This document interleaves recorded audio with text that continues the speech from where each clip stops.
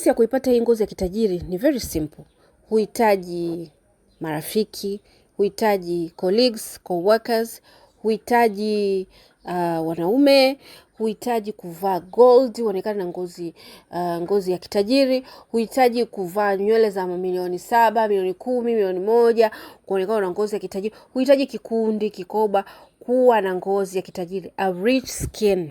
Unachojihitaji ni wewe mwenyewe na seriousness yako juu ya kuipata hiyo ngozi ya kitajiri, a rich skin.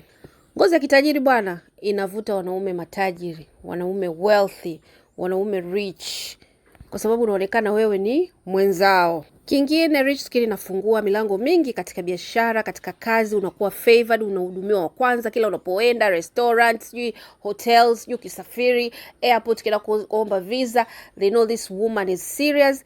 She has the most beautiful skin. Tunamkaribisha kwenye nchi yetu ya kitajiri. Ukipanda ndege unapewa favors, unakuwa uplifted, uploaded. Na hata ukienda Kariakoo, wale watu wa Kariakoo wanaanza kukuchanganya.